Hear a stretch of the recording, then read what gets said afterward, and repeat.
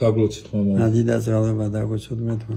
მამა ადამიანებმა ერთმანეთს პატივი რატომ უნდა უცეთ, როცა სიტყვაზე ზოგიერთი რაღაცა შენიხელი შეიძლება არ იმსახურებდეს ან რაღაც.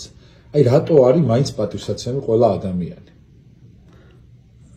ყველას გიჩვენებდი კითხო წმინდათა ცხოვრებები და დაინახავთ რომ უდიდესი ცოდულები გახდნენ წმინდანები. ასევე პავლე მოციქულზე ნათქვამია რომ ღმერთმა რომ ანახა 64 გაუკვირდა მის იქ ნახა და ვისაც ელოდებოდა ისინი ვერ ნახა. ამიტომ შეიძლება ვიღაცას განიკითხავ. დღეს მეძავი, დღეს ჯადოქარი, დღეს კვლელი. შეიძლება შენცემეს მიაღწევს და ამის მაგალითია წმინდათა ცხოვრებები ეს მარიამ ნოგიტელია თუ შავი მაგი მოსიშავი სატანის მეგობარი გახდება უდევ მოწამე. ხო, ამიტომ მეკითხეთ წმინდათა ცხოვრებები და მე გაგიხრებათ ესე იგი უპატივცემლობა. ყველა ადამიანში დაინახავთ ხისხადებას. აი პავლე მოციქულის, ქვია მოციქულთა თავი და ამ დროს ქრისტიანებს ფიზიკურად კლავდა. ამ დროს გახდება მოციქულთა თავი და კიდე ეს პატივისცემა საიდან იკარგება, ახლა მე მახსოვს ბავშვიდან მოწუნე ვიყავი და პირველ და კონგაშიელი ვიყავი. მაგრამ ეს უფრო უმცროსის პატივისცემა საიდან მქონდა, ეს კინო იყო, მუთმი იყო, თუ თეატრი იყო, მშვიდობიანი იყო. და ოჯახში მასწავლებდნენ და სკოლაში მასწავლებდნენ უფროსის პატივისცემას. ახლა კიდე სამწუხაროდ ეს ახალგაზრდებს დაკარგული აქვთ პატივისცემა უფროსი ასაკისადმი. მე ყველას კი არ ვამბობ. აი მაგალითად მიხარია რომ ჩვენებმა ეს ამ წლისა და ამ წლისა იმდენი ხალხი გამოვიდა ოჯახის სიწმინდის დღეს.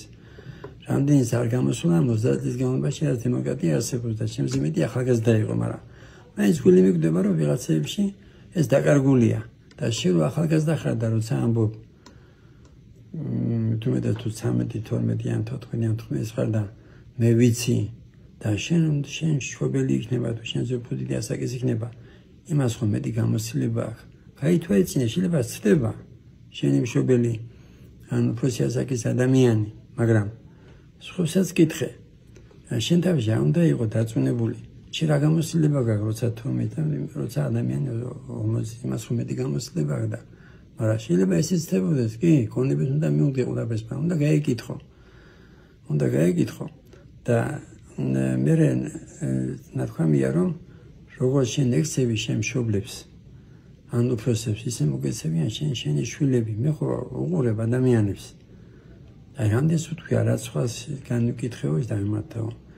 ეს დაუშვათ ეს მშობელს ცუდად ვექცეოდა, მე დაუშვათ თავისი მე იგივე ხდება იმ ადამიანს ესე რასაც თესავ იმას იმკი.